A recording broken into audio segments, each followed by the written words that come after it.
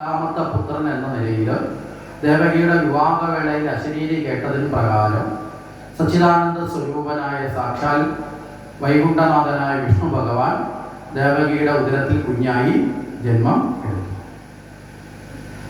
ഇവിടെ ദേവകിക്ക് ഈ ഒരു ഭാഗ്യം എന്തുകൊണ്ട് ലഭിച്ചു എന്നതിന് ഒരു പൂർവ്വ വൃത്താന്തം കൂടി ഉണ്ട്. ഇവിടെ ഭഗവാനെ സംബന്ധിച്ച് ഭഗവാൻ ഒരാളിനെ അച്ഛനും അമ്മയുമായി സ്വീകരിക്കുന്നത് തന്നെ അവർക്ക് ലഭിക്കുന്ന ഒരു വലിയ അനുഗ്രഹം ആണ്. ഇവിടെ യഥാർത്ഥത്തിൽ നമ്മൾ ആരെങ്കിലും നമ്മുടെ മാതാപിതാക്കൾ ആരാകണം എന്ന് തീരുമാനിച്ചിട്ട് ഇങ്ങോട്ട് വന്നവരാണോ? ആണോ? ഇന്ന ആളിൻ്റെ മകളായി പിറക്കണം അല്ലെ മകനായി പിറക്കണം എന്ന് അപേക്ഷ വല്ലതും കൊടുത്ത് അതിന് പ്രകാരം നമ്മളെ വന്ന് ജനിച്ചവരാണോ? അല്ല. നമ്മളൊക്കെ നമ്മുടെ കർമ്മത്തിൻ്റെ ഫലമായി ഒത്തുചേരേണ്ട ജീവന്റെ സംഗമ വലയത്തിൽപ്പെട്ട്, മനസ്സിലായില്ലേ? നമ്മളൊക്കെ ആ അനുഭവവേദ്യമായ സാഹചര്യത്തിൽ ഓരോരുത്തരും കർമ്മത്തിന്റെ ഫലമായിട്ട് വന്ന് പിറക്കപ്പെട്ടതാണ്. ആ കർമ്മത്തിന്റെ ഫലമായി ഇപ്പോൾ നമ്മുടെ ഭാര്യാഭർത്തൃ ബന്ധം ഉണ്ടാവുന്നത് നമ്മൾ ഏതൊക്കെ അനുഭവങ്ങൾ അനുഭവിക്കണോ ആ അനുഭവങ്ങളെ തരാൻ പാകമായ ആളായിരിക്കും നമ്മുടെ ദമ്പതിയായിട്ട് വന്നു ചേരുന്നത്. മനസ്സിലാകുന്നുണ്ടോ? നമുക്ക് സുഖം ആണ് ലഭിക്കേണ്ടതെങ്കിൽ ആ സുഖം തരാൻ കഴിവുള്ള മക്കൾ വരും, ദുഃഖം തരാൻ കഴിവുള്ള മക്കൾ വരാറില്ലേ? മനസ്സിലായില്ലേ? അപ്പം നമ്മുടെ ജീവിതത്തെ രൂപപ്പെടുത്താൻ ഏതൊക്കെ സാഹചര്യത്തിൽ ഉള്ളിടത്ത് ചേരണോ അങ്ങനെയുള്ള സാഹചര്യത്തിലാണ് നമ്മൾ വന്ന് പിറക്കുന്നത് എന്ന് നമുക്ക് കാണാൻ സാധിക്കും. ഇവിടെ നമുക്ക് കാണാൻ സാധിക്കുന്ന ഒരു പ്രധാനമായ കാര്യം, ഇവിടെ ഭഗവാനെ സംബന്ധിച്ചിടത്തോളം അങ്ങനെയല്ല. തൻ്റെ മാതാപിതാക്കൾ ആരായിരിക്കണമെന്ന് സെലക്ട് ചെയ്തിട്ടാണ് ഭഗവാൻ ഭൂമിയിലേക്ക് അവതാരമെടുക്കുന്നത്. ഇത് രാമാവതാരത്തിൽ നമുക്ക് കാണാം. അവിടെയും ഭൂമി മാതാവ് ഭൂഭാരം കുറയ്ക്കാൻ വേണ്ടി ഭഗവാനെ നേരിൽ കണ്ട് പ്രാർത്ഥിക്കുമ്പോൾ എന്താ ഭഗവാൻ പറഞ്ഞത്? ദശരഥ പുത്രനായി ജനിച്ചു കൊള്ളാം, അല്ലേ? അപ്പൊ നേരത്തെ പറയുകയാണ് എൻ്റെ പിതാവ് ആരാണ്? ദശരഥനായിരിക്കും എന്ന് പ്രഖ്യാപിച്ചു. ഇവിടെ കൃഷ്ണാവതാര കാലത്തിലോ ദേവകി പുത്രനായി ജനിച്ചു കൊള്ളാം. ഇവിടെ ഭഗവാന് ഇനി എന്തെങ്കിലും പ്രതിപക്ഷം ഉണ്ടോ എന്ന് നമുക്ക് തോന്നാനെന്താ? കാരണം എന്താ? ഇന്നത്തെ കാലത്താണല്ലോ നമ്മൾ ജീവിക്കുന്നത്. പുരുഷനാണോ സ്ത്രീയാണോ പ്രധാനം എന്ന് ചിന്തിച്ച്, ഇല്ലേ? അതിൻ്റെ പേരിൽ കലഹം നടത്തി, അതിൻ്റെ പേരിൽ സ്ത്രീക്കും പുരുഷനേക്കാളും വലിയ സ്ഥാനം വേണം, അല്ലെങ്കിൽ പുരുഷ മേധാവിത്വമാണ്, അതെന്തുകൊണ്ട് സ്ത്രീ അടിച്ചവർ എന്നൊക്കെ പറഞ്ഞ് വികലമായ ചർച്ചകൾ കൊണ്ട് ജീവിതത്തിൻ്റെ ആനന്ദത്തെ തകർക്കുന്ന ഒരു സാഹചര്യത്തിലാണ് നമ്മൾ ഇന്ന് ജീവിക്കുന്നത്. ഇവിടെ ഭഗവാൻ അതിനൊക്കെയുള്ള മറുപടി പണ്ടേ പറഞ്ഞു. എന്താ? രാമാവതാര കാലത്ത് ദശരഥ പുത്രനായി ജനിക്കാം. മനസ്സിലായില്ലേ? അവിടെ ദശരഥ എന്ന പുരുഷന് പിന്തുണ കൊടുത്തെങ്കിൽ കൃഷ്ണാവതാരത്തിൽ എന്ത് പറഞ്ഞു? ദേവകി പുത്രനായി ജനിക്കാം. മനസ്സിലാകുന്നുണ്ടോ? സമമായ അവസ്ഥ ഭഗവാൻ സ്ത്രീക്കും പുരുഷനും ഒക്കെ സമഭാവത്തിൽ തന്നെയാണ് ഭഗവാന്റെ ആ തത്വത്തെ നമുക്ക് കാണാൻ സാധിക്കും. ഇനി ഇവിടെ തൻ്റെ മാതാപിതാക്കളെ ഭഗവാൻ തിരഞ്ഞെടുത്തിരിക്കുന്നത് അവരുടെ ഉത്തമമായ ഭക്തിയെ ആധാരമാക്കിയിട്ടാണ്. മനസ്സിലായില്ലേ? നല്ല മാതാപിതാക്കളിൽ നിന്നാണ് നല്ല സന്താനങ്ങൾ ജന്മമെടുക്കുന്നത്. അപ്പം നമ്മുടെ സന്താനങ്ങൾ നല്ല സന്താനങ്ങളാവണമെങ്കിൽ അതിനാദ്യം ആര് നന്നാവണം? മാതാപിതാക്കൾ നന്നാവണം. മനസ്സിലായില്ലേ? മാതാപിതാക്കളെ മാതൃകയായി മാതാപിതാക്കളെ കണ്ടാണ് മക്കള് വളരുന്നത്. ശരിയല്ലേ? മക്കൾ ആദ്യം കാണുന്നത് ആ പരിചയപ്പെടുന്നതും കൂടുതൽ അടുക്കുന്നതും ആരുമായിട്ടാണ്? മാതാപിതാക്കളുമായിട്ടാണ്.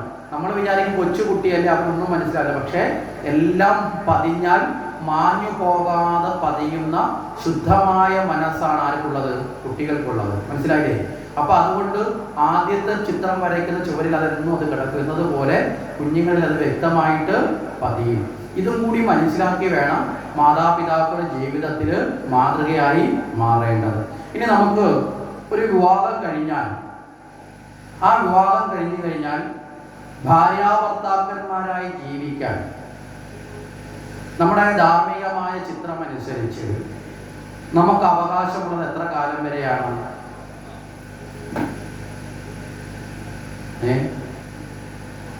വിവാഹം കഴിക്കുന്നവര് വിവാഹം കഴിഞ്ഞാൽ ഭാര്യാഭർത്താക്കന്മാരായി ജീവിക്കാൻ നമുക്ക് അവകാശപ്പെട്ടത് എത്ര കാലം വരെയാണ്?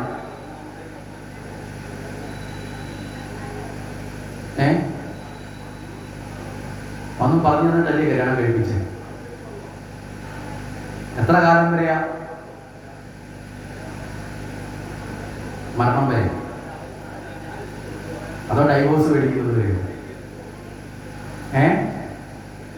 എത്ര കാലം കാലം വരെയാണ് ഭാര്യാഭർത്താക്കന്മാരായി ജീവിക്കാൻ നമുക്ക് അവകാശം, നമുക്ക് ആ ഒരു തലത്തിൽ ജീവിക്കാനുള്ള സ്വാതന്ത്ര്യമുള്ളത്? മരണം വരെയാണ് ആ സ്വാതന്ത്ര്യം? ഇല്ല. നമുക്ക് ആ സ്വാതന്ത്ര്യമുള്ള ആദ്യത്തെ കുഞ്ഞ് ജനിക്കുന്നത് വരെയുള്ളൂ. ആദ്യത്തെ കുഞ്ഞ് ജനിച്ചു കഴിഞ്ഞാൽ നമ്മൾ മാതാപിതാക്കളായി മാറി. മനസ്സിലായില്ലേ? നമ്മൾ മറ്റൊരു ഡിഗ്രിയിലേക്ക് എത്തപ്പെടുകയാണ്, മറ്റൊരു തലത്തിലേക്ക് നമ്മൾ എത്തപ്പെടുകയാണ്. അത് കഴിഞ്ഞ് പിന്നെ അടുത്ത കുഞ്ഞുങ്ങൾ വേണ്ടാന്നല്ല പറഞ്ഞിരുന്നത്, അതൊക്കെ ആവാം. പക്ഷേ നമ്മൾ ആ സമയം മുതൽ, ആദ്യത്തെ കുഞ്ഞ് ജനിച്ചത് മുതൽ നമ്മൾ മാതാപിതാക്കൾ എന്നൊരു സ്ഥാനത്തേക്ക് എത്തത്തില്ലയോ? എത്തും. പിന്നീട് നമ്മുടെ ഓരോ പ്രവൃത്തിയും, നമ്മുടെ ഓരോ ചിന്തകളും നമ്മുടെ ആ കുഞ്ഞിൻ്റെ മുമ്പിൽ അച്ഛനും അമ്മയും എന്ന സ്ഥാനത്ത് നിന്നുകൊണ്ട് ആവണം. പറഞ്ഞൊരു ആശയം മനസ്സിലായോ? ഇങ്ങനെ ഒരു രൂപപ്പെടൽ ഇന്ന് നമ്മുടെ വീടുകളിൽ നടക്കുന്നുണ്ടോ? ഉണ്ടോ? നമ്മൾ ചിന്തിക്കുക, ജീവിതത്തിൻ്റെ മൂല്യങ്ങൾ എങ്ങനെയാവണം എന്ന് നമ്മൾ കൃത്യമായി നമ്മൾ മനസ്സിലാക്കുക. അവിടെയാണ് ഓരോ അച്ഛനും അമ്മയും അവരവരുടെ കാഴ്ചപ്പാടുകളുടെ കുഞ്ഞിനെ വളർത്തിയെടുക്കേണ്ടത്. അപ്പൊ ആദ്യത്തെ കുഞ്ഞ് ജനിച്ചാൽ ആ നിമിഷം മുതൽ പിന്നെ നമ്മൾ കുറെ കൂടി പാകത എത്തണം, അല്ലേ?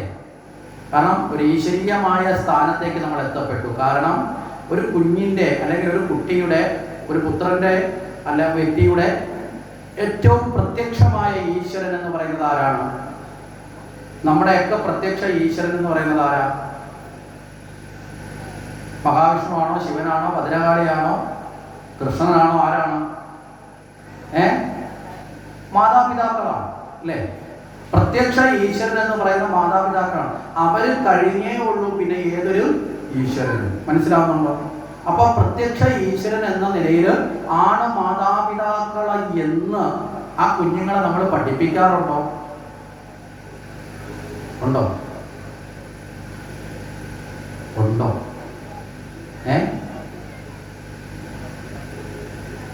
നമ്മുടെ പ്രത്യക്ഷ ഈശ്വരന്മാരാണ് നമ്മുടെ മാതാപിതാക്കള്. അവര് കഴിഞ്ഞ് അവരുടെ അനുഗ്രഹം ഉണ്ടെങ്കിലേ ലോകത്ത് ഏതൊരു കാര്യവും സമങ്കളം നമ്മുടെ ജീവിതത്തിൽ ശ്രേഷ്ഠമാകുകയുള്ളൂ എന്ന് നമ്മുടെ കുട്ടികളെ നമ്മൾ പഠിപ്പിച്ച് വളർത്താറുണ്ടോ എന്നാണ് ചോദിച്ചത്. നമ്മളിപ്പോൾ ആവശ്യമുള്ളതും ആവശ്യമില്ലാത്തത് പലതും പഠിപ്പിക്കുന്നുണ്ട്, അല്ലേ? 5 വയസ്സുള്ള കുഞ്ഞിനെ എൻസൈക്ലോപീഡിയ മേടിച്ചു കൊടുത്ത് അവനെ ഡോക്ടറോ എഞ്ചിനീയറും അല്ലെങ്കിൽ മറ്റേതെങ്കിലും പ്രൊഫഷണലോ ഒക്കെ ആക്കാൻ വേണ്ടി പരിശ്രമിക്കുന്നുണ്ട്. അതൊന്നും വേണ്ടാന്നല്ല. പക്ഷേ ജീവിതത്തിന് വേണ്ട ജീവിത മൂല്യങ്ങളെ കൂടി നമ്മുടെ കുഞ്ഞുങ്ങളെ പഠിപ്പിക്കാൻ ആര് ശ്രമിക്കണം? നമ്മൾ ശ്രമിക്കണം. മനസ്സിലായില്ലേ? ഇവിടെയാണ് നമ്മുടെ പുരാണങ്ങളും നമ്മുടെ ദർശനങ്ങൾക്കും ഒക്കെ വലിയൊരു പ്രസക്തിയുള്ളത്. എന്തിനാണ് നമ്മുടെ വീട്ടിൽ സന്ധ്യനാമം ജപിക്കുന്നത്? എന്തിനാണ് ഹരിനാമകീർത്തനം ചെല്ലുന്നത്? എന്തിനാണ് രാമായണം വായിക്കുന്നത്, ഭാഗവതം വായിക്കുന്നത് എന്നൊക്കെ ചിന്തിച്ചാൽ ഈ വിദ്യാഭ്യാസം, മനസ്സിലായില്ലേ, നമ്മുടെ കുട്ടികളിലേക്കും നമ്മുടെ ഗൃഹത്തിലുള്ളവരിലേക്കും പകർന്നു കൊടുക്കുക എന്നതിനാണ് പ്രാധാന്യം. അല്ലാതെ ഭഗവാന്റെ വരം കിട്ടാൻ വേണ്ടിയിട്ടല്ല. മനസ്സിലായില്ലേ? ഭഗവാന്റെ വരം കിട്ടുകയോ കിട്ടാതിരിക്കുകയോ ചെയ്യുന്ന രണ്ടാമത്തെ കാര്യം. ആദ്യത്തെ കാര്യം എന്താ? നല്ല മൂല്യമുള്ളവരായി നമ്മൾ വളരുക. നല്ല മൂല്യമുള്ളവരായി നമ്മൾ വളർന്നില്ല എങ്കിൽ ഭഗവാനിൽ നിന്ന് അനുഗ്രഹം കിട്ടിയാലും വരം കിട്ടിയാലും ആ വരം ഗുണത്തിന് പ്രയോജനപ്പെടില്ല. പകരം എന്ത് ചെയ്യും? നമ്മുടെ തന്നെ നാശത്തിന് പ്രയോജനമായി മാറും. അത് മനസ്സിലാക്കണമെങ്കിൽ പുരാണത്തിൽ നമ്മൾ നോക്കിയാൽ മതി. ഭഗവാനെ തപസ് ചെയ്ത കൂട്ടത്തിൽ ദേവന്മാർ മാത്രമാണോ ഉള്ളത്? ദേവന്മാരെക്കാൾ കൂടുതൽ ഭഗവാനെ തപസ് ചെയ്ത ചരിത്രം ആർക്കാ ഉള്ളത്? അസുരന്മാർക്കാണ്. എന്താ ഈ അസുരന്മാരാരും ഭഗവാനെ തപസ് ചെയ്തിട്ട് ഭഗവാനെ കണ്ട്, അല്ലേ, വരമൊക്കെ ചോദിച്ചു മേടിച്ചിട്ടും ഈ അസുരന്മാരാരും നന്നാവാത്തതിന്റെ കാരണം എന്താ? നമ്മൾ സാധാരണഗതി ചിന്തിക്കുന്നത് എന്താ? ഭഗവാനെ ഒരു തവണ കണ്ടാൽ തന്നെ, ഇല്ലേ, മുക്തി നേടും, ആ എല്ലാവിധമായ, ഇല്ലേ, ആ നന്മകളും വന്നു ചേരുമെന്നാണ് നമ്മുടെ ഭക്തന്മാരായ നമ്മുടെ വിശ്വാസം. അങ്ങനെയാണെങ്കിൽ അതിന് വിപരീതമല്ലേ ഈ അസുരന്മാരുടെ അവസ്ഥ? അല്ലേ? ആണോ? അല്ലേ? ഇപ്പൊ ഹിരണ്യകശിപുവിനെ നമ്മൾ തന്നെ പറഞ്ഞു, നരസിംഹാവതാരത്തിൽ ഭഗവാൻ പറഞ്ഞു. ഈ ഹിരണ്യകശിപു ബ്രഹ്മാവിനെ തപസ് ചെയ്ത ആളാണ്, വരം നേടിയ ആളാണ്. എന്നിട്ട് എന്താ ഹിരണ്യകശിപു നന്നാവാഞ്ഞത്? രാവണൻ തപസ് ചെയ്ത ആളാണ്, വരം നേടിയ ആളാണ്. എന്തേ നന്നാവാത്തത്? ശുംഭനിശുംഭന്മാർ തപസ് ചെയ്ത് വരം നേടിയ ആളാണ്. എന്തേ നന്നാവാത്തത്? ദാരുകൻ തപസ് ചെയ്ത് വരം നേടിയ ആളാണ്. എന്തേ നന്നാവാത്തത്? മഹിഷാസുരൻ തപസ് ചെയ്ത് വരം നേടിയ ആളാണ്. എന്തേ നന്നാവാത്തത്? അല്ല, ഈ അസുരന്മാരാരും ഭഗവാനെ കണ്ടപ്പോ അവരാരും നന്നാവുകയല്ല ചെയ്തത്, പകരം ചെയ്തു കുറെ കൂടി മോശമായ, അല്ലേ, ഹിരണ്യകശിപു എപ്പോഴാണ് ഏറ്റവും കൂടുതൽ മോശക്കാരനായത്? ബ്രഹ്മാവിൽ നിന്ന് വരം നേടിയതിനു ശേഷമാണ്. വരവേലം കൊണ്ട് അഹങ്കരിക്കുക. അപ്പൊ എന്തുകൊണ്ടാണ് ഇത് സംഭവിക്കുന്നത് വെച്ചാൽ, നമ്മൾ ഭഗവാനിൽ നിന്ന് വരം നേടാനല്ല പ്രാധാന്യം കൊടുക്കേണ്ടത്, നമ്മുടെ ജീവിതത്തെ മൂല്യവത്താക്കി മാറ്റുക എന്നുള്ളതിനാണ് നമ്മൾ നമ്മുടെ ആരാധനയിലൂടെ പ്രാധാന്യം കൊടുക്കേണ്ടത്. നമ്മളൊരു പശുവിൻ്റെ പാല് കറന്നെടുക്കുന്നു. എത്ര ശ്രേഷ്ഠമായ പാലാണെങ്കിലും അത് ഉപയോഗിക്കുന്ന പാത്രം നല്ലതല്ലെങ്കിൽ ആ പാല് ഉപയോഗിക്കാൻ പറ്റുമോ?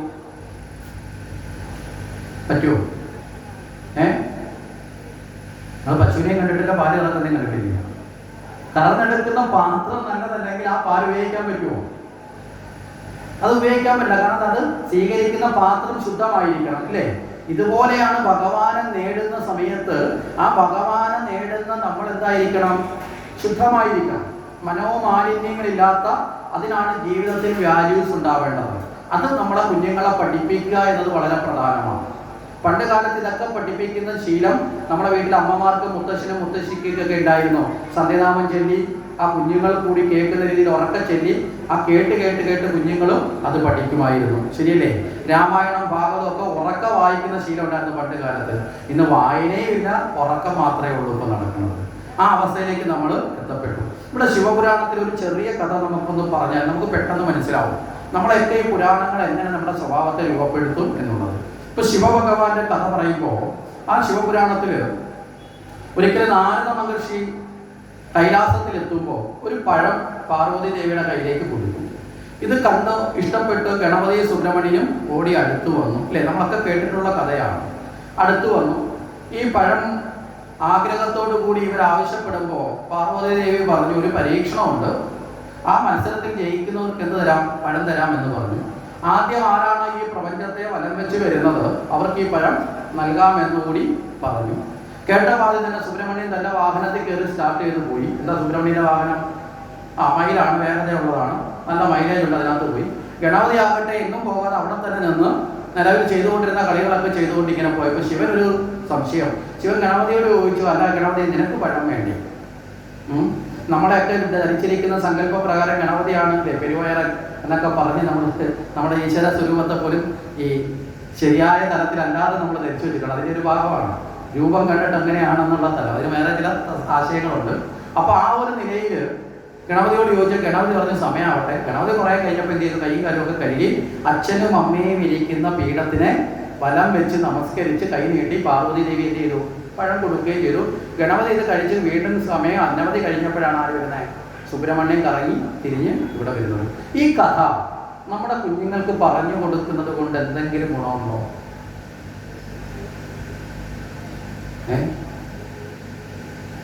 ഉണ്ടോ? കുറച്ചു നേരത്തേക്ക് അവ കഥ കേട്ട് അടങ്ങി ഒഴിയും ആണോ? അതല്ല, ഗണപതിയാണ് മോനെ ബുദ്ധിയുള്ള ആള്, സുബ്രഹ്മണ്യൻ അത്ര ബുദ്ധി പോരായിരുന്നു, അങ്ങനെ പറഞ്ഞു കൊടുക്കാം. അല്ലെങ്കിൽ പിന്നെ എന്താ പറയാം, പാർവതി ദേവിക്ക് ഗണപതിയോട് ഇഷ്ടമുള്ളതുകൊണ്ട് സുബ്രഹ്മണ്യനെ തൽക്കാലത്തേക്ക് കടയിൽ പറഞ്ഞു വിട്ടിട്ട്. മനസ്സിലായില്ലേ? ചില അമ്മമാർ അങ്ങനെ ഇളയ മക്കളോട് സ്നേഹം ഉണ്ടെങ്കിൽ ചിലപ്പോൾ അവന് മാത്രം എന്തെങ്കിലും കൊടുക്കണമെങ്കിൽ മൂന്ന് ഇറക്കണമെന്ന് പറയും, മോനെ അപ്പുറത്തെ കടയിൽ പോയി സാധനം കഴിക്കാൻ. അവൻ കടയിൽ പോയി തിരിച്ചു വരുന്നതിന് മനസ്സിലായില്ലേ? അങ്ങനെയാണോ? എന്താ ഈ കഥയിൽ നിന്ന് നമുക്ക് നമ്മുടെ കുഞ്ഞുങ്ങളിലേക്ക് പകരാൻ പറ്റുന്നത് എങ്ങനെയാണ്? ഈ പ്രപഞ്ചത്തിലെ സർവലോക സുഖങ്ങളെക്കാളും മക്കൾക്ക്, മനസ്സിലായില്ലേ, ഏറ്റവും വിലപ്പെട്ടതാരാണ്? മാതാപിതാക്കൾ. ഈ പ്രപഞ്ചത്തെക്കാൾ വലുതാണ് നമുക്ക് മക്കൾക്ക് മാതാപിതാക്കൾ എന്ന് കൃത്യമായി പഠിപ്പിക്കുന്ന ഇത്തരം അനവധി കഥകൾ. മാതാപിതാക്കളുടെ പ്രാധാന്യം മാത്രമല്ല, ഓരോ വ്യക്തിയുടെയും ജീവിതത്തിൽ ഉണ്ടാകേണ്ട ഗുണങ്ങളെ കുറിച്ച് ബോധിപ്പിക്കുന്ന, മനസ്സിലായില്ലേ, ജീവിതത്തിന്റെ വാല്യൂസ് ഉണ്ടാക്കി കൊടുക്കുന്ന അനവധി കഥകൾ ഇതുപോലെ പുരാണങ്ങളിൽ നിറഞ്ഞു കിടക്കുന്നു. ഇത് വീണ്ടും മണ്ണ് എടുത്ത് ഉപയോഗിക്കാറുണ്ടോ നമ്മൾ? ഇതൊന്നും ഉപയോഗിക്കാതെ നമ്മൾ പോയി അമ്പലത്തിലെ ഭണ്ഡാരപ്പെട്ടി പൈസ ഇട്ടത് കൊണ്ട് മാത്രം നമ്മുടെ കുഞ്ഞുങ്ങളുടെ സ്വഭാവം നേരെയാവുമോ? ഇപ്പൊ ചില ആൾക്കാർക്ക് ചില സപ്താഹത്തിന് എന്ന് കഴിഞ്ഞാൽ ചില അമ്മമാർ വരും. അവർ വന്നിട്ട് ചോദിക്കും, അതെ ആചാര്യ, ഞാൻ ഒരു സംശയം ചോദിച്ചോട്ടെ, മക്കളുടെ സ്വഭാവം ഒന്ന് നേരെയാവാൻ എന്ത് വഴിപാടാവുള്ളത്? ഏത് പൂജ നടത്തിയാൽ സ്വഭാവം നേരെയാവും? ഇപ്പൊ തമാശയായിട്ടും കാര്യമായിട്ടും ഞാൻ ചിലപ്പോൾ പറയുന്നുണ്ട്, മടലിന്റെ പൂജയുണ്ട്. ഒന്നുകിൽ കൊച്ചുനാളിലെ അത് ഉപയോഗിച്ച് പൂജ ചെയ്യണം, ഇനി ആ പൂജ അമ്മ ചെയ്തിട്ടില്ലെങ്കിൽ വയസ്സാം കാലത്ത് ആ പൂജ മകൻ അമ്മയോട് ചെയ്യും. മനസ്സിലായില്ലേ? ഏതായാലും ഒരു പൂജ ഉറപ്പാണ്. എന്താ കാരണം? അവിടെ അങ്ങനെ ഒരു പൂജ ചെയ്യേണ്ടെന്നല്ല പറഞ്ഞതിന്റെ ആശയം. മനസ്സിലായില്ലേ? താൻ പാതി ദൈവം പാതിയാണ്. നമ്മൾ ചെയ്യേണ്ടത് ചെയ്യാതെ നമ്മൾ ഭഗവാനെ ആശ്രയിച്ചുകൊണ്ട് ഫലമുണ്ടോ? ഉണ്ടോ? ഇല്ല. നമ്മൾ ചെയ്യേണ്ടത് ചെയ്യണം. നമ്മൾ ആർജിക്കേണ്ടത് ആർജിച്ചിട്ട് ഭഗവാനോട് പ്രാർത്ഥിച്ചാൽ അതിന് ഫലം ഉണ്ടാവുക തന്നെ ചെയ്യും.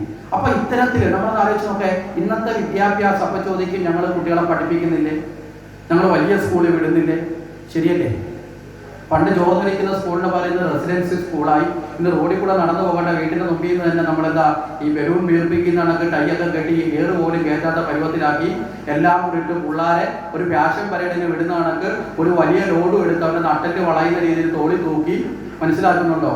തല കുനിഞ്ഞു നടക്കാവുന്ന രീതിയിൽ ഭാരം ചുമക്കുന്ന അവസ്ഥയിലാക്കി നേരെ എടുത്ത് വണ്ടിയിൽ ഇട്ട് കൊടുത്ത് വണ്ടിയിൽ നിന്ന് അവിടെ കൊണ്ട് നിറക്കി അവിടുന്ന് തിരിച്ചു വരുമ്പോൾ അടുത്ത ഹോം ട്യൂഷൻ, അല്ലാത്ത ട്യൂഷൻ, ഇപ്പൊ പുതിയൊരു ട്യൂഷൻ കൂടെ വന്നു. ടീച്ചർ 12 കുഴപ്പമില്ല, ഓൺലൈൻ ട്യൂഷൻ, എല്ലാം കൂടെ ചേർത്ത് നമ്മൾ ഏതാണ്ട് കൊല കഴിപ്പിക്കുന്നത് പോലെ വീർപ്പ് മുട്ടിച്ച് നമ്മൾ പാകപ്പെടുത്തി എടുക്കുന്ന വിദ്യാഭ്യാസമുണ്ട്, വേണ്ടെന്ന് പറയുന്നില്ല. പക്ഷെ ആ വിദ്യാഭ്യാസത്തിന്റെ പരിമിതികൾ വളരെ കൃത്യമായി നമ്മൾ മനസ്സിലാക്കണം.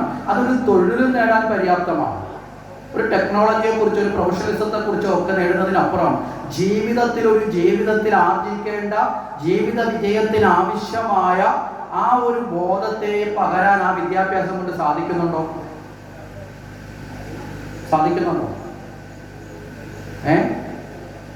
സാധിക്കുന്നില്ല. ഇന്നൊരു ചെറിയ പ്രതിസന്ധി വന്നാൽ ആത്മഹത്യ ചെയ്യുന്ന ഭീരുക്കളായി മാറുന്ന ലോകത്ത് നമ്മൾ ജീവിക്കുന്നു.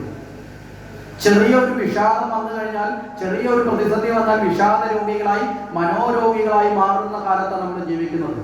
പഠിച്ച മേഖലയിൽ തൊഴിൽ കിട്ടിയില്ല എങ്കിൽ എന്നെ ഇനി ഒന്നിനും കൊള്ളില്ല എന്ന് പറഞ്ഞുകൊണ്ട് അല്ലേ ആ അവസ്ഥയിലേക്ക് പോയി പതിക്കുന്നവരുടെ ലോകത്താണ് നമ്മൾ ജീവിക്കുന്നത്. പക്ഷെ പണ്ടത്തെ കാലത്ത് നമ്മൾ എടുത്തു നോക്കേ, ഈ അവസ്ഥകൾക്കൊക്കെ അപ്പുറമായിരുന്നു. കാരണം അവനവനൊരു ആത്മബലമുണ്ടായി.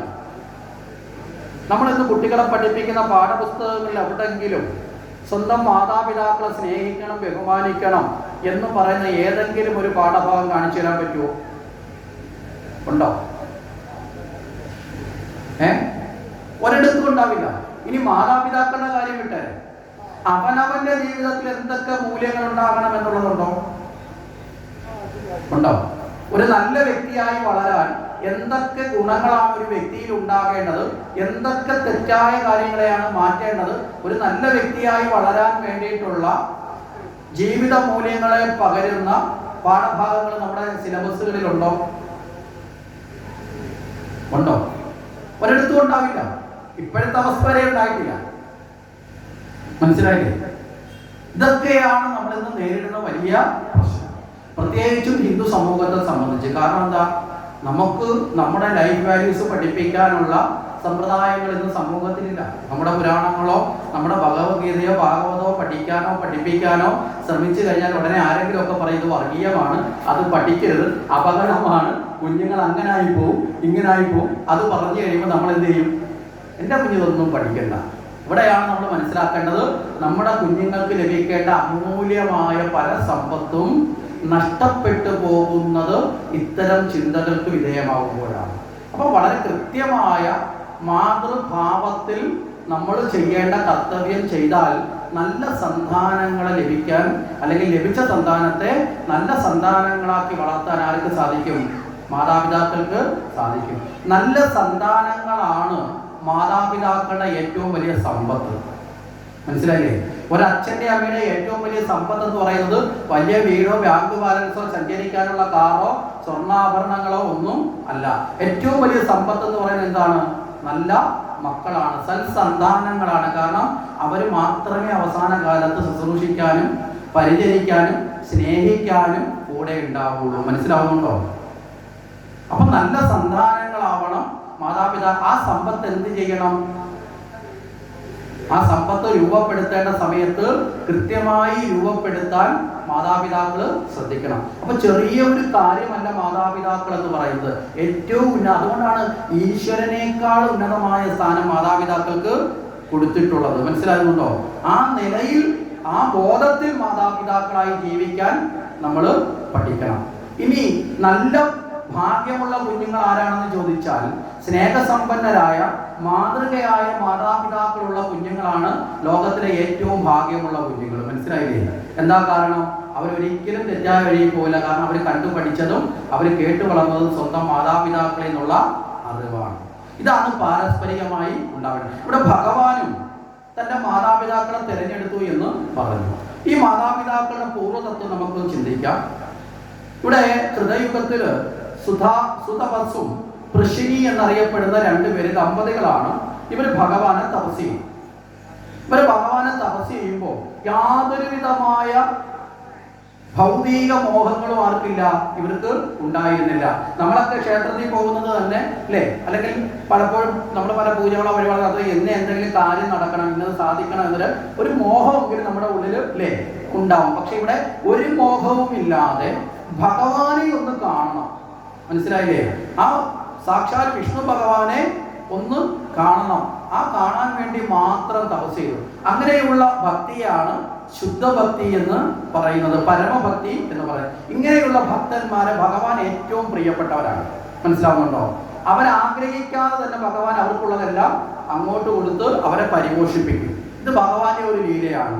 കാരണം പരമഭക്തനാണ് ഭഗവാന് ഏറ്റവും പ്രിയപ്പെട്ടത്. അതുകൊണ്ടാണ് ഭാഗവതത്തിലും പറയും, ഭഗവത്ഗീതയിലും ഒക്കെ ഭഗവാൻ പറയും, അങ്ങനെയുള്ള ഭക്തന്മാര് വെറും ഒരു പൂവെടുത്ത് തന്നാൽ പോലും അത് ഞാൻ സ്വീകരിക്കും, ഒരു ഇല തന്നാലും ഞാനത് സ്വീകരിക്കും, വെള്ളം തന്നാലും ഞാനത് അമൃതതുല്യമായി സ്വീകരിക്കും. പക്ഷേ ഭക്തിഹീനന്മാർ ഇനി സ്വർഗാദി സുഖങ്ങൾ തന്നാലും ഞാനതിനെ സ്വീകരിക്കില്ല എന്ന് ഭഗവാൻ പറയുന്നുണ്ട്. എന്ത് സമ്പത്ത് കൊടുത്താലും ഭക്തി ഇല്ലയോ അതൊന്നും സ്വീകരിക്കാൻ ആരുണ്ടാവില്ല, ഭഗവാൻ യഥാർത്ഥത്തിൽ ഉണ്ടാവുകയില്ല എന്ന് പറയുന്നുണ്ട്.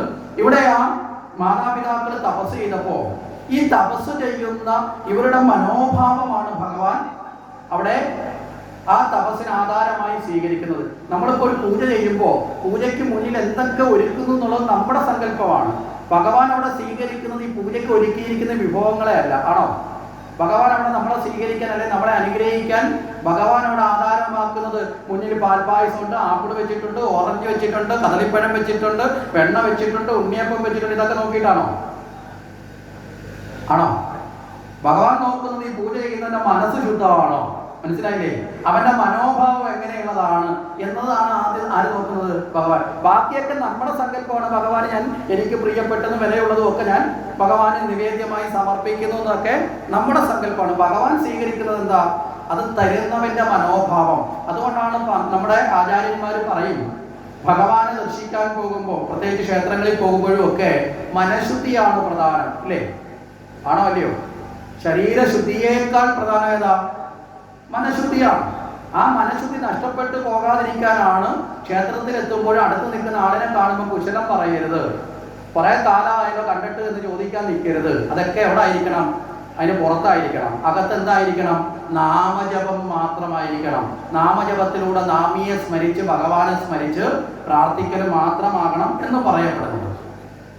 അപ്പൊ ഇവിടെ ഈ തപസ് ചെയ്ത ദമ്പതികളെ ഭഗവാന് ഇഷ്ടമായി. കാരണം ഇവര് ഭഗവാനെ ദർശിക്കാനാണ്, വേറെ ഒരു മോഹവും അവർക്ക് ഇല്ല. മോഹം വന്നാൽ ഭക്തി മലിനമായി മാറ്റപ്പെടും. അപ്പൊ അതുകൊണ്ട് ഭഗവാൻ എന്ത് ചെയ്തു? ഇവരുടെ ഉള്ളിൽ ഭഗവാനായിട്ടൊരു മോഹം ജനിപ്പിച്ചു. എന്താ മോഹം? ഇവർക്ക് ഭഗവാൻ പ്രത്യക്ഷപ്പെട്ടപ്പോൾ ഉള്ളിൽ ഭഗവാനോടൊരു മോഹം ചോദിക്കാനുള്ള അവസ്ഥ ഭഗവാൻ സ്വയം സൃഷ്ടിച്ചു. ഇവര് ഭഗവാനോട് പറഞ്ഞു, ഭഗവാനെ അങ്ങ് മകനായി പിറക്കണം. മനസ്സിലായില്ലേ? ഇവരാഗ്രഹിച്ചതേ അല്ല ആ ചോദ്യം.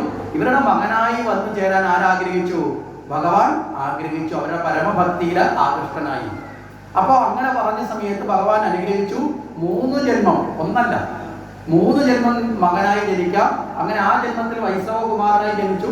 അത് കഴിഞ്ഞ് അടുത്ത ജന്മത്തില് അതിഥിയും അതുപോലെ തന്നെ കശ്യപ പ്രജാപതിമാർക്ക് വാമനനായി ഭഗവാൻ ജനിച്ചു. മൂന്നാമത് ഈ അമ്മമാര് തന്നെ അച്ഛനും അമ്മയാണ് ദേവകി വസുദേവരായി വരുമ്പോൾ കൃഷ്ണനായി ഭഗവാൻ ജനിച്ചു. ഇങ്ങനെ ഒരു ഭാഗ്യം കൂടി ആർക്ക് ലഭിച്ചു? കരഗതമായി. അവിടെ ദേവകിക്കും വസുദേവർക്കും കരഗതമായി. ഇനി ജനിച്ച ഉടനെ തന്നെ ശക്തിചക്ര കലാപത്മധാരിയായി ഭഗവാൻ തന്റെ ദർശനം ആർക്ക് കൊടുത്തു? അച്ഛനും അമ്മയ്ക്കും കൊടുത്തു. അവരുടെ സർവ്വ ഭയാശങ്കകളെയും അകറ്റി. കാരണം എന്താ? ഇതുവരെ ജനിച്ച കുഞ്ഞുങ്ങളെല്ലാം അല്ലേ ജന്മം എടുത്ത സമയത്ത് തന്നെ മരണപ്പെട്ടു. 7ാമത്തെ ഒരു കുഞ്ഞ് മറ്റൊരു സ്ഥലത്ത് പോയി ജനിച്ചു എന്നൊരു വൃത്താന്തത്തിലേക്ക് എത്തപ്പെട്ടു. ഇനി എട്ടാമത് ഇതാ ജനിക്കാൻ പോകുന്ന കുഞ്ഞ് ആരോ വളർത്താൻ കൊണ്ടുപോകുന്നു എന്ന് വരുമ്പോൾ ഒരു അമ്മയ്ക്ക് സാധാരണഗതി ദുഃഖം വരില്ലേ? ജനിച്ചതൊക്കെ നഷ്ടപ്പെട്ടു, ഇനിയിപ്പം ജനിച്ചതും വേറെ എവിടെ പോകുന്നു. ഇതൊന്നും ദുഃഖം ഉണ്ടാകേണ്ട ആവശ്യമില്ല.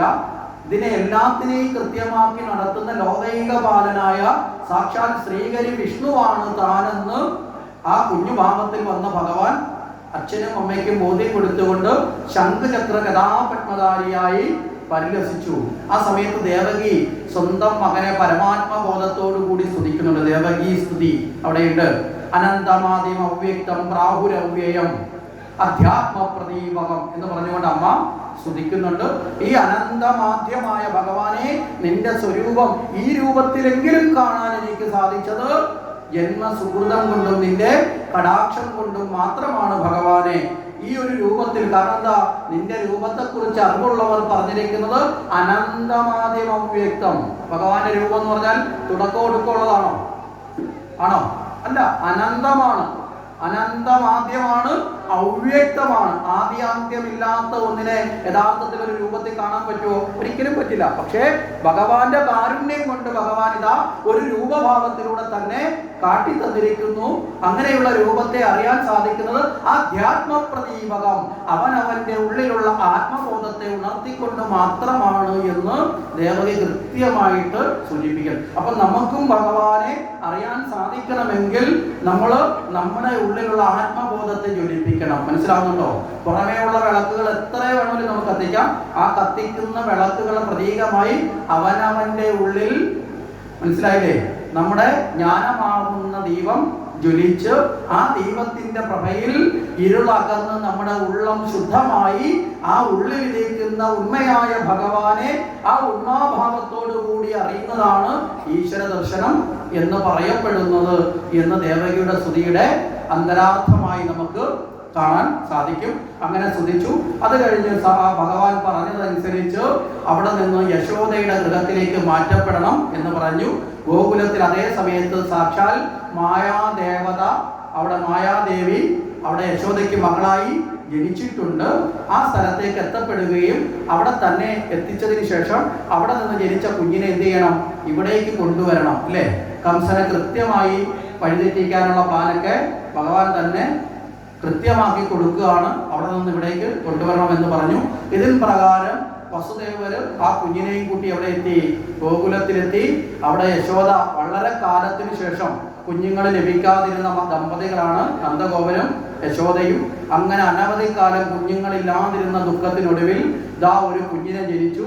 ആ കുഞ്ഞിന് പ്രസവം കഴിഞ്ഞ ഉടനെ തന്നെ മയക്കത്തിൽ ആണ്ട് കിടന്ന യശോദ, ആണാണോ പെണ്ണാണോ എന്നൊന്നും അറിയാതെ മയങ്ങിക്കിടക്കുന്ന യശോദ അടുത്ത് നിന്ന് ആ കുഞ്ഞിനെ എടുത്ത് ഭഗവാൻ പകരം കിടത്തിയിട്ട് അവിടെ നിന്ന് എന്ത് ചെയ്തു? നേരെ കംസന്റെ കൊട്ടാരത്തിലേക്ക് എത്തിച്ചു. കംസന്റെ കൊട്ടാരത്തിലേക്ക് എത്തിച്ച സമയത്ത് ഈ അങ്ങോട്ട് പോയപ്പോൾ അഴിഞ്ഞു മാറിയ ഈ കൈവലങ്ങുകളും എല്ലാം തന്നെ കൂട്ടുകളും ഒക്കെ പഴയ കണക്ക് കൂട്ടപ്പെട്ടു. അവിടെ ഉറങ്ങിക്കിടന്ന കാവൽക്കാരൊക്കെ ഉറക്കത്തിൽ ഉണരുന്നത് പോലെ ഉണർന്നു. ഈ സമയത്ത് ഈ കുഞ്ഞു കരഞ്ഞു. വളരെ വേഗത്തിൽ ഇവർ ഓടി കംസന്റെ അടുത്ത് എന്ന് പറഞ്ഞു, കംസ, ദേവകിക്ക് എട്ടാമത്തെ കുഞ്ഞു പിറന്നിരിക്കുന്നു. ഈ വർത്തമാനം കേൾക്കാൻ വേണ്ടി ദിവസങ്ങളോളം ഉറക്കമൊഴിഞ്ഞിരിക്കുന്ന ആളാണ് ആര്? കംസൻ. ഈ ഉറക്കമൊഴിഞ്ഞിരിക്കുന്ന സന്തോഷം കൊണ്ടല്ല, എന്തുകൊണ്ടാ? ഭയം കൊണ്ടാണ്. തൻ്റെ മരണത്തിന് കാരണക്കാരനായിരിക്കുന്നവൻ വരാൻ പോകുന്നതിൻ്റെ ഭയം കൊണ്ടിരുന്ന കംസൻ വളരെ വേഗത്തിൽ അവിടെ നിന്ന് ഓടിയെത്തി ഈ കുഞ്ഞിനെ ഏറ്റെടുക്കുമ്പോൾ ദേവകിയാണ് ഈ കുഞ്ഞിനെ കൊടുക്കുന്നത്. ബാക്കിയുള്ള എല്ലാ കുഞ്ഞിനെയും വസുദേവന് കൊണ്ടുകൊടുക്കുക ചെയ്യുന്നത്. ഈ കുഞ്ഞിനെ ആദ്യമായിട്ട് അമ്മയാണ് കൊടുക്കുന്നത്. ഇവിടെ മറ്റൊരു തത്വം കൂടിയുണ്ട്. ഇവിടെ ഒരർത്ഥത്തിൽ കംസന് തൻ്റെ തെറ്റു തിരുത്താനുള്ള ഒരു അവസരം കൂടിയിട്ടാണ് ദേവകിയിലൂടെ നടത്തപ്പെടുന്നത്. കാരണം ഒരു പെറ്റ അമ്മയുടെ കയ്യിൽ നിന്ന് ഒരു കുഞ്ഞിനെ വാങ്ങുമ്പോൾ ആ അമ്മയുടെ ദുഃഖം, അല്ലേ, ആ അമ്മയുടെ ആ തീക്ഷണമായ ദുഃഖം കംസന് ഏറ്റവും പ്രിയപ്പെട്ടവളായിരുന്നവളാണ് ആര്? ദേവകി. ആ ദേവകിയുടെ ദുഃഖം ഒരു സഹോദരന്റെ സ്ഥാനത്ത് നിന്നുകൊണ്ട് ആ ദുഃഖത്തെ ഏറ്റെടുത്തിരുന്നു എങ്കിൽ ആ കുഞ്ഞിനെ വധിക്കാൻ കംസന് തോന്നുമോ? ഒരിക്കലും തോന്നില്ല. അപ്പൊ അങ്ങനെ ഒരു അവസ്ഥ കൂടി സൃഷ്ടിക്കാൻ ദേവകി എടുത്തു കൊടുത്തു. എന്നിട്ട് ദേവകി ചോദിച്ചു, അല്ലയോ സഹോദര, ഇത് പെൺകുഞ്ഞല്ലേ, ഈ കുഞ്ഞിനെ വധിക്കാതിരുന്നൂടെ? ഇതിനെ എനിക്ക് തന്നൂടെ? അപ്പൊ പെൺകുഞ്ഞല്ലേ എന്ന് ചോദിച്ചു. ഇതിനെ വധിക്കാൻ എന്താ കാരണം? മറ്റൊരമ്മയിൽ ജനിച്ചൊരു കുഞ്ഞിനെ തൻ്റെ കുഞ്ഞിന് പകരമാണെങ്കിലും കൊടുക്കുമ്പോ ഒരമ്മയുടെ ഹൃദയം താങ്ങുമോ?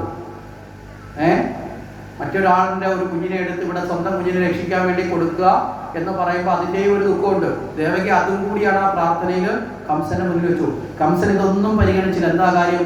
നാരദര് ആദ്യത്തെ കുഞ്ഞിനെ തിരിച്ചു കൊടുത്തപ്പോൾ നാരദര് വന്ന് പറഞ്ഞപ്പോൾ പറഞ്ഞു, ആണായിരുന്നവൻ പെട്ടെന്ന് പെണ്ണായി മാറിയ ചരിത്രമുള്ള വിഷ്ണുവാണ് വരാൻ പോകുന്നത് അല്ലേ? പാലാഴി മദനത്തിൽ അങ്ങനെ ഒരു മാറ്റം വന്നിട്ടില്ലേ? അതുകൊണ്ട് ഇപ്പോൾ പെണ്ണായിട്ട് വരുന്നവൻ ആണായിട്ട് മാറാനും സാധിക്കുന്നവനാണ് എന്ന് ആർക്കറിയാം? കംസൻ. ആ ഭയം കൊണ്ട് കംസൻ പെൺകുഞ്ഞാണെങ്കിലും കുഴപ്പമില്ല, കൊല്ലുക എന്നത് മാത്രമാണ് തൻ്റെ ജോലി എന്ന് ചിന്തിച്ചുകൊണ്ട് കംസൻ ആ കുഞ്ഞിനെ നിലത്തേക്ക് അടിച്ചു കൊല്ലാൻ ശ്രമിക്കുമ്പോൾ ആ കൈകളിൽ നിന്ന് ഉയർന്നു പൊങ്ങിയ കുഞ്ഞ് ആകാശത്തേക്ക് ഉയർന്നു മാറി നിന്ന് അഷ്ടഭുജത്തോടുകൂടി കാത്യായനി ദേവിയായി പരിലസിച്ച് ആ ദേവതാ സ്വരൂപത്തിൽ നിന്നുകൊണ്ട് ആ കുട്ടി എന്തു പറഞ്ഞു? ഹേ കംസ, പരാക്രമം എന്നോട് വേണ്ട. നമ്മളിപ്പോൾ പറഞ്ഞു പറഞ്ഞത് സ്ത്രീകളോട് വേണ്ട എന്നൊക്കെ ആക്കിയിട്ടുണ്ട്. ഇപ്പോൾ ഒരർത്ഥത്തിൽ പറഞ്ഞ പരാക്രമം കുറച്ചൊക്കെ സ്ത്രീകളോട് വേണം ജീവിക്കണമെങ്കിൽ. അപ്പൊ കാലം അങ്ങനെയായി മാറി. മനസ്സിലാകുന്നുണ്ടോ? അപ്പൊ പരാക്രമം എന്നോട് വേണ്ട. പിന്നെ നിന്റെ അന്തകൻ ഭൂമിയിൽ എരിച്ചിട്ടുണ്ട്. കംസന്റെ മരണഭയത്തെ വർദ്ധിപ്പിച്ചു കൊടുത്തു. ഈ ഒരു അവസ്ഥയിലേക്ക് എത്തിച്ചേരുകയും ചെയ്തു. കംസൻ ഭയവികലനായി. കംസൻ തന്റെ കൊട്ടാരത്തിലെത്തി. ഇതിൽ നിന്ന് രക്ഷപ്പെടാൻ എന്താണ് മാർഗം എന്നുള്ളതിനെ കുറിച്ചുള്ള അന്വേഷണത്തിൽ തന്റെ മന്ത്രിമാരുമായിട്ടുള്ള ചർച്ചകളൊക്കെ തുടങ്ങി. ഇനി ഇവിടെ നമ്മൾ നോക്കുമ്പോൾ നമുക്കൊരു അപരാധം ഭഗവാൻ ചെയ്തതുപോലെ പ്രത്യക്ഷത്തിൽ ചിലപ്പോൾ തോന്നാവുന്ന ഒരു സംഭവം. എന്താ കാരണം? തൻ്റെ ജീവനെ സുരക്ഷിതമാക്കാൻ മറ്റൊരമ്മയുടെ കുഞ്ഞിനെ എടുത്തുകൊണ്ടുവരാൻ പറഞ്ഞത് അത്ര ശരിയാണോ? ആണോ? ആണോ? മറ്റാരുടെയെങ്കിലും കുഞ്ഞിന്റെ ജീവിതം സുരക്ഷിതമാക്കാൻ നിങ്ങളുടെ കുഞ്ഞിനെ അങ്ങ് കൊടുക്കുമെന്ന് വെച്ചാൽ നിങ്ങൾ ആരെങ്കിലും കൊടുക്കുമോ? ഇനി പകരം ഭഗവാനെ കിട്ടിയില്ലേ കുഞ്ഞായി എന്ന് ചിലപ്പോൾ നിങ്ങൾക്ക് പറയാം, ഒരു ന്യായീകരണത്തിന്. ഇനി നമ്മുടെ സ്വന്തം കുഞ്ഞ് ഇതിനെ കൊടുത്തിട്ട് അതിനേക്കാൾ കാണാൻ കൊള്ളാവുന്ന സുന്ദരനായ കുഞ്ഞാ വേറൊരു കുഞ്ഞിനെ തരാന്ന് പറഞ്ഞാൽ ഏതെങ്കിലും അമ്മമാരെ കുഞ്ഞുങ്ങളെ കൊടുക്കുവോ? കൊടുക്കുവോ ഇല്ലയോ? നിങ്ങളൊന്നും അമ്മമാരും അല്ലേ? കൊടുക്കില്ല. മനസ്സിലായില്ലേ? എന്താ കാരണം?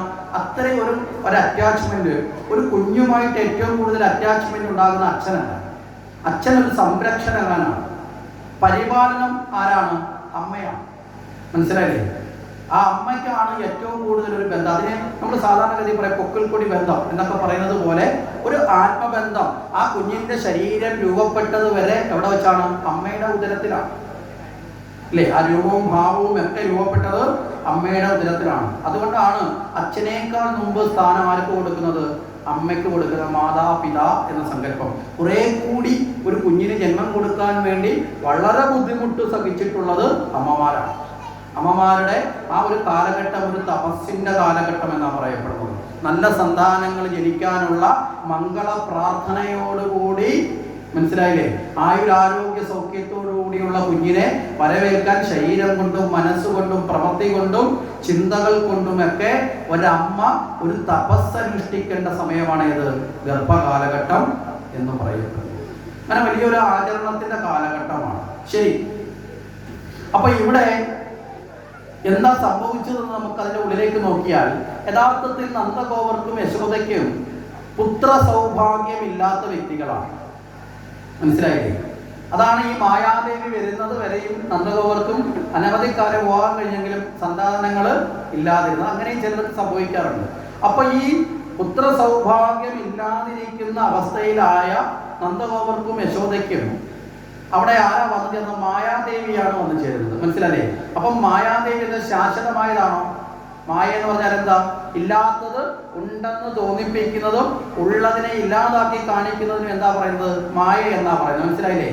അപ്പം ആ മായാദേവിയാണ് അവിടെ വന്ന് ആ മകളെന്നുള്ള ഭാവത്തിൽ ജനിച്ചത്. അപ്പൊ അത് ശാശ്വതമല്ലാത്തത് കൊണ്ട് അങ്ങനെ ജന്മമെടുത്തതായ ബോധം ഭ്രമം ഉണ്ടാക്കി കൊടുത്തു എങ്കിലും ആ കുഞ്ഞു നാളെ ഇല്ലാണ്ടായാൽ ആർക്ക് ദുഃഖം വരും? യശോദയ്ക്ക് ദുഃഖം വരും. അപ്പൊ ആ കുഞ്ഞിനെ അത്തരത്തിൽ എടുക്കുകയും ആ ദുഃഖത്തിൽ നിന്ന് കടക്കാൻ വേണ്ടി, മനസ്സിലായില്ലേ, തന്നെ അവിടെ എത്തിക്കാൻ ആവശ്യപ്പെട്ടുകൊണ്ട് ആ അമ്മയുടെ ദുഃഖത്തെ ഏറ്റെടുക്കുകയും ചെയ്യലാണ് ആര് ചെയ്തത്?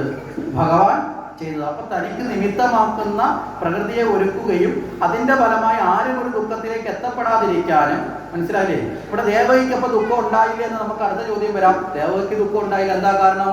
ഭഗവാന്റെ വിശ്വരൂപം കണ്ടതോടുകൂടി ദേവകിയുടെ മനസ്സിൽ നിന്ന് സർവഭ്രമങ്ങളും ഇല്ലാണ്ടായി. മനസ്സിലായില്ലേ? ദേവകി ഭഗവാനെ സ്തുതിക്കുന്ന സ്തുതിയില് മോനെ എന്ന് വിളിച്ചിട്ടല്ല, ഈശ്വര എന്ന തലത്തില് ഉന്നതമായ ഭാവത്തിലാണ് ദേവകി എത്തപ്പെട്ടു. അതോടുകൂടി ദേവകി അനനിർവചനീയമായ ഭാവത്തിലേക്ക് ദേവകി എത്തപ്പെട്ടു. അതുകൊണ്ട് ആ ഭാവം ആർക്കില്ല? യശോദയ്ക്ക് ഇല്ല. അപ്പൊ യശോദയ്ക്ക് പകരം കുഞ്ഞായി ഭഗവാൻ ചെല്ലുകയും ചെയ്തു എന്ന് നമുക്ക് കാണാൻ